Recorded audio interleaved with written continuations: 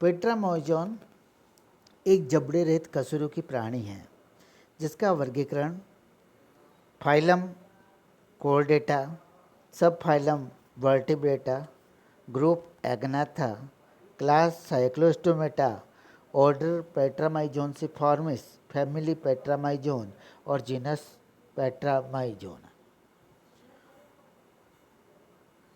पेट्रामाइजोन समुद्रवासी ईल है जिसका शरीर सिर, धड़ और दुम से मिलकर के बना होता है। इस डायग्राम में पेट्रामाइजोन मैरिनस का चित्र है जो कि एक समुद्रवासी लैम्प्रे है। इस लैम्प्रे का मुख सर्कुलर होता है जो इसमें दिखाया गया है दूसरे वाले डायग्राम में, और तीसरे वाले डायग्राम में इसकी जो एक्सटर्नल मीडियल नोस्ट्रिल है उसको दिखाया गया है। पेट्रामाइजोन वर्टिब्रेट्स में सबसे निम्न और सर्वाधिक आदिम जंतु माने जाते हैं क्योंकि ये बिना जबड़े वाले जंतु हैं। प्राचीन काल में जीवाश्म ऑस्ट्रोकोडर्म्स के अतिरिक्त जो जीवित वर्टिब्रेट्स का केवल एक समूह है जो साइक्लोस्टोमेटा में सम्मिलित किया जाता है। इन जंतुओं का सर्कुलर माउथ होता है और इनमें ईल्स आती है। लैम्प्रेस, हैगमिसेस और स्लाइम ईल्स इसके अंतर्गत आती है। इनको वास्तविक ईल से अलग रखा जाना चाहिए क्योंकि वास्तविक ईल्स जो होती है वो ऑस्टिकथिस के अंतर्गत आती है और वो अधिक विकसित अस्थिल मछलियाँ होती है। जो लैम्प्रे जो होती है ताजे जल में और समुद्रवासी दोनों ही प्रकार के जल पाई जाती है। पेट्रामाइजोन मैरिनस समुद्रवासी है जबकि लैम्प्रेटा फ्लुविटिलिस जो होती है वो स्वच्छ जलवासी होती है। ये सार्वभौमिक जगह पाई जाती है, लवणीय और स्वच्छ जल दोनों ही प्रकार के जल में पाई जाती है। उत्तरी गोलार्ध में इसकी 3 जातियाँ पाई जाती है। पेट्रामाइजोन्स समुद्री लैम्प्रे है, कनाडा और संयुक्त राज्य अमेरिका के बीच पाई जाने वाली बड़ी बड़ी झीलों में पाई जाती है। उत्तरी अमेरिका, यूरोप और अफ्रीका के तटों के समीप भी यह सामान्यतः पाई जाती है। स्वभाव में यह एरोचक प्रकार का जंतु है और इसके जीवन में 2 भिन्न प्रावस्था होती है। इसकी लार्वा अवस्था जो होती है वो एमोसिटस लार्वा कहलाती है। यह स्वच्छ जलीय होता है, स्थानबद्ध होता है और निषेधक पोषी होता है। वयस्क अवस्था इसकी जो होती है वो मछली के समान होती है। ये मछलियों पर बाह्य परजीवी के रूप में रहते हैं। इसके जो मुख होता है उसके माध्यम से ये मछलियों के शरीर पर चिपक जाती है और रेस्पिंग टंग के माध्यम से उसके ऊतकों को, शरीर द्रव्य को और ब्लड को ये भोजन के रूप में प्रयोग करती है। बाहरी आकृति की यदि हम देखें तो बाहरी आकृति में हम इन 5 बिंदुओं का अध्ययन करेंगे। आकृति परिणाम रंग, पंख, मुख, कीप, नेत्र और छिद्र। छिद्र भी इसमें 5 है: मुख, नासारंध्र, क्लोम, बाह्य क्लोम छिद्र, अवस्कर और संवेदी छिद्र। आकृति परिमाण और रंग को देखें, डायग्राम को हमने पहले ही देख लिया है, तो उस डायग्राम के अनुसार इसका जो वयस्क लैम्प्रे होती है तो सर्प मीन के आकार की होती है। सिर, धड़ और दुम में 3 भागों में विभाजित होता है। सिर और धड़ बेलनाकार होता है। पूंछ लेटरली कॉम्प्रेस्ड होती है और पूंछ जो के अलावा इसकी त्वचा जो है हरित भूरी या चितकबरी होती है। ऐसा इसके अधिचर्मीय उपचर्मीय ग्रंथियों के स्राव के कारण ये त्वचा जो होती है लसलसी बनी होती है। पेट्रामाइजोन मैरिनस 1 मीटर तक लंबी होती है। लैम्प्रेटा फ्लुविटिलिस 90 सेंटीमीटर तक होती है और लैम्प्रेटा प्लेनरी जो होती है 45 सेंटीमीटर होती है। पंख जो वयस्क होता है उसमें 2 पृष्ठ फिन पाए जाते हैं। फर्स्ट डोर्सल फिन और सेकंड डोर्सल फिन कहलाता है। सेकंड डोर्सल फिन जो है कोडल फिन के साथ में मिला हुआ होता है। कोडल फिन जो होता है वेंट्रल पोजीशन पर आकर जहाँ क्लोएका का एनएस खुलता है वहाँ पर के आकर के समाप्त हो जाता है। फिन्स को फिन्स अरे जो है सपोर्ट करती है। आगे की सिरे पर इसे मुख कीप या बक्कल फन्नल पाया जाता है। यह थोड़ा वेंट्रल पोजीशन पे होता है और इस पर अनेक कोमल छोटे छोटे उबारों की अंकुरक या ओरल पेपिलीज पाई जाती है। ये ओरल पेपिली एक मार्जिनल मेम्ब्रेन के द्वारा घिरी हुई होती है और मार्जिनल मेम्ब्रेन के बीच बीच में, ओरल पेपिली के बीच बीच में जो होते हैं सीराइज निकले हुए होते हैं। इसके मुख कीप के भीतर में सक्वाकार पीले श्रृंगीय दांतों की पंक्तियाँ होती है। दांतों का विन्यास निश्चित नहीं होता है। ये दांत वास्तविक वर्टिब्रेट के दांत के समान नहीं होते हैं। कीप के शीर्ष पर एक छोटा वर्ताकार मुख द्वार होता है जो माउथ ओपनिंग कहलाता है और माउथ ओपनिंग के नीचे की ओर तथाकथित जीवा निकली होती है। इस पर भी बड़े श्रृंगीय दांत उपस्थित होते हैं। इसके बाद आ जाती है इसका नेत्र। नेत्र त्वचा के पारदर्शी क्षेत्र में सिर के जो प्रत्येक पार्श्व होता है उस पर एक जोड़ी नेत्र पाए जाते हैं जो उन्नत प्रकार के होते हैं, लेकिन इन नेत्रों में पलकों का अभाव होता है। अब बात करते हैं इसके शरीर में पाए जाने वाले अपर्चर्स या छिद्रों की। पहला छिद्र इसमें मुख कीप है जो शीर्ष पर होता है, थोड़ा अधर स्थिति में होता है और उपास्थि के वल्ल द्वारा गिरा रहता है। दूसरा छिद्र इसमें नासारंध्र या नोस्ट्रिल होता है जो दोनों नेत्रों के मध्य वाली पोजीशन में नेजो हाइपोफिशियल जो है सेक है उसका अपर्चर होता है और उसके पीछे की ओर जो है पीनियल अंग की स्थिति होती है। एक्सटर्नल ग्लोब स्लिट्स यह बाह्य क्लोम क्षेत्र, इनकी संख्या 7 होती है, गोल होते हैं, ये सातों ही अनुदैर्घ्य पंक्ति में व्यवस्थित होते हैं। फिर आता है अवस्कर। धड़ और दुम का जो जोड़ होता है उसकी वेंट्रल सिर पर एक कोडल पिट पाया जाता है। कोडल पिट में एक जेनेटल यूरिनो या यूरिनो जेनेटल पेपिला होता है, उसके सिर पर एक छिद्र पाया जाता है जो क्लोएका कहलाता है। इस क्लोएका के सामने वाली पोजीशन पे एक मल द्वार होता है। और लास्ट में संवेदी क्षेत्र में सिर की जो लेटरल लाइन सिस्टम वाला या पार्श्व वाले भाग है तो सिर से लेकर पीछे पार्श्व रेखा तक अनेक छोटे छोटे छिद्र पाए जाते हैं। आंतरिक संरचना में त्वचा, पेशी विन्यास और गमन, कंकाल, पाचन तंत्र, पोषण, श्वसन तंत्र, प्रशंसन तंत्र, उत्सर्जन तंत्र, तंत्रिका तंत्र, संवेदी और जनन का स्टडी करेंगे। ये इसके इंटरनल मॉर्फोलॉजी में सभी डायग्राम दिखाए गए हैं।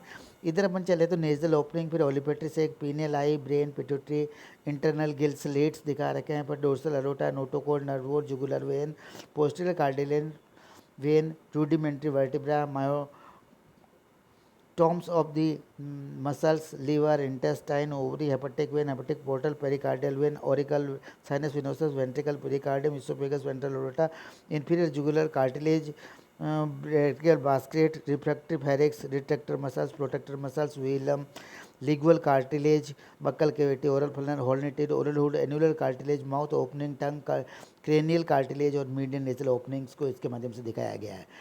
त्वचा जो होती है चिकनी और लसलसी कोशिकाओं के स्तरों की बनी होती है। अधिचर्म श्लेष्मा उत्पादक होती है, ये श्लेष्मा का स्त्रावण करती है।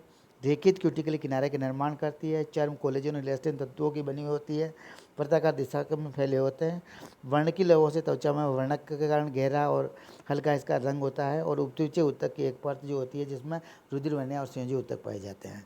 पेशी विन्यास में इसके धड़ और दुम की जो पेशियाँ होती है शक्तिशाली होती है। छोटी मांसपेशियाँ, इन मांसपेशियों की व्यवस्था मायोटॉम्स के रूप में होती है। मायोटॉम्स मायोकोमेटा के द्वारा बंधित होते हैं। एक तरफ पेशियों के संकुचन होने पर शरीर उसकी ओर झुक जाता है।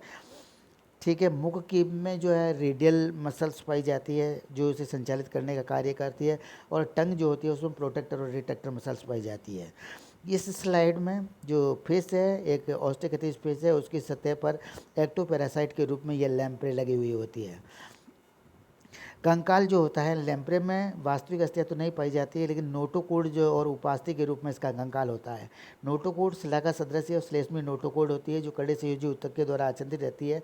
ये जीवन परंतु अक्षीय कंकाल के रूप में रहती है। इसकी तुलना एम्फिओप्सिस के नोटोकोड से की जा सकती है।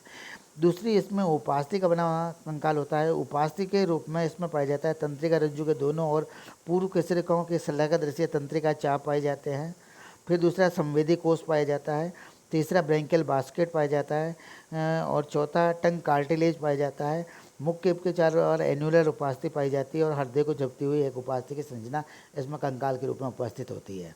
पाचन तंत्र जो होता है मुख की जो है पीछे की ओर एक मुख छिद्र होता है और मुख छिद्र जो है मुख गुहिका में खुलता है, बक्कल कैविटी चल करके फेरिंग्स में खुलती है और इसमें आमाशय का अभाव, फेरिंग्स इसोफेगस में खुलती है, आमाशय का अभाव होता है, इसोफेगस सीधी इंटेस्टाइन में खुलती है और इंटेस्टाइन जो है क्लोएका में मलद्वार के द्वारा बाहर की ओर खुल जाती है।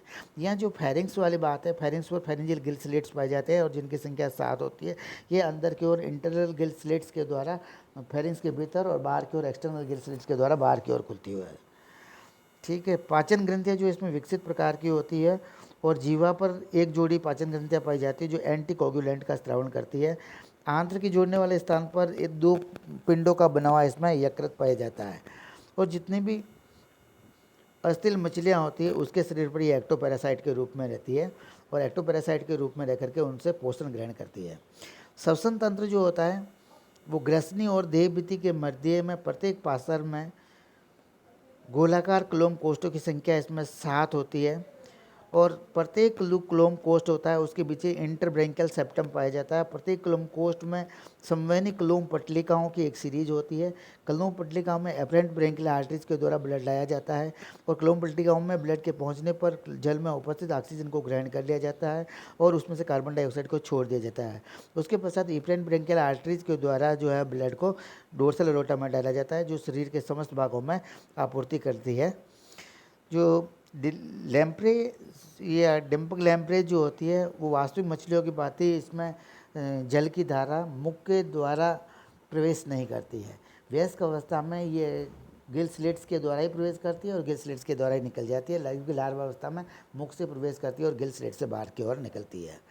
परिसंचन तंत्र एम्फियोक्सस के समान होता है। हृदय के चारों ओर हृदयावरण पाया जाता है। हृदयावरण को सपोर्ट करने के लिए एक पेरिकार्डियल कार्टिलेज होता है। हृदय क्लोम कोस्टियम के अंतिम जोड़े के ठीक पीछे की ओर स्थित होता है और शरीर के विभिन्न भागों में रुधिर एक छोटे से शिरा पात्र में वापस चला जाता है। साइनस विनोसस से पत्ती भित्ती वाले ओरिकल में जाता है, ओरिकल से वेंट्रिकल में जाता है, वहाँ पर कोनस आर्टरीज से होता है, वहाँ से नीले से रुधिर वेंट्रल एरोटा में चला जाता है जो क्लोम की साथ जोड़ी एफरेंट ब्रेंकियल आर्टरीज को देती है। यह रुधिर कार्बन डाइऑक्साइड छोड़ देता है, ऑक्सीजन ले लेता है और क्लोमों से रुधिर साथ जोड़ी एफरेंट ब्रेंकियल आर्टरीज के द्वारा डोर्सल एरोटा में एकत्रित किया जाता है, शरीर के विभिन्न भागों में वितरित कर दिया जाता है। हेपेटिक पोर्टल सिस्टम पाया जाता है। रेनल पोर्टल सिस्टम एब्सेंट होता है। इसके अलावा इसमें लिम्फेटिक सिस्टम है, ब्लड में हीमोग्लोबिन पाया जाता है और आरबीसी और डब्ल्यूबीसी होती है। उत्सर्जन तंत्र मीजोनेफ्रिक प्रकार का होता है। ये आंत्रयोजियों के माध्यम से एब्डोमिनल कैविटी में निलंबित रहता है। रुधिर जो है बौमन संपुटों में स्थित जो ग्लोमेरुलस होता है उनमें प्रवाहित होता है और मूत्रजन नलिकाओं द्वारा इसमें नाइट्रोजनस वेस्ट पदार्थ को निकाल दिया जाता है। यहाँ से ये मूत्रवाहिनी में उड़ेल दिए जाते हैं और मूत्रवाहिनी जो है एक वृक्क के किनारे पर चलकर एक मूत्र जनन कोटर में जनन मूत्र कोटर में चले जाता है जहाँ से मूत्र जनन पेपिला के द्वारा इसको बाहर की ओर खाली कर दिया जाता है। तंत्रिका तंत्र जो है मस्तिष्क बहुत कम विकसित प्रकार का होता है। अग्र मध्य और पश्चिम मस्तिष्क में विभाजित होता है। अग्र मस्तिष्क में दो बड़ी ग्रहण पालियाँ होती है जो पीछे की ओर एक छोटे से प्रमस्तिष्क गोलार्ध या डायनसिपोलॉन से संलग्न होती है जिसके पृष्ठतल पर एक पीनियल अंग और अधर तल पर इंडिबुलम पाया जाता है। मध्य मस्तिष्क ऑप्टिक लोब्स का बना होता है, एक जोड़ा होता है। पश्च मस्तिष्क में अनुप्रस्थ अल्वर्जित जो होता है मेडुला ऑब्लांगेटा पाया जाता है। मस्तिष्क अन्य वर्टिब्रेट्स की भांति 4 वेंट्रिकल्स पाए जाते हैं, 10 जोड़ी कपाल तंत्रिका पाए जाते हैं। रीढ़ जदुक फित्ते के समान भारी संरचना है। रीढ़ तंत्रिकाओं की पृष्ठ और अधर मूल्य स्वतंत्र रहती है और अन्य वर्टिब्रेट्स की भांति ये जुड़ी हुई रहती है, इसलिए तंत्रिका तंत्र जो होता है अल्पविकसित प्रकार का होता है। संवेदी अंग एकमात्र इसमें पृष्ठ नासारंध्र होता है जो छोटे घ्राण कोष में खुलता है जिसमें 2 पृथक पृथक घ्राण तंत्रिका आती है, यानी जो इसकी द्विपार्श्विक उत्पत्ति का संकेत होती है। घ्राण कोष के आधार में अज्ञात कार्य की एक लंबी नलिका बनाता है, इसे पीयूषधानी कहते हैं। 2 लेटरल आइज होते हैं जिनमें निलंबक स्नायु और पक्षमापी उपकरण का अभाव होता है। पीनियल नेत्र स्पष्ट और लेंस वर्णक युक्त दृष्टिपटल होता है। संभवतः यह अंधकार और प्रकाश में भेद कर सकता है। प्रत्येक आंतरिक कर्ण में एक तुम्बिका युक्त 2 कोमल अर्धवृत्ताकार नलिकाएं होती है। यूटिकुलस और सेक्युलस में स्पष्ट भेद नहीं होता। फेरेंक्स में स्वाद कणिका पाई जाती है। शरीर के दोनों पार्श्वों और सिर के नीचे स्थित पार्श्व रेखा संवेदी अंग संभवतः जल की गतियों को ज्ञात करते हैं।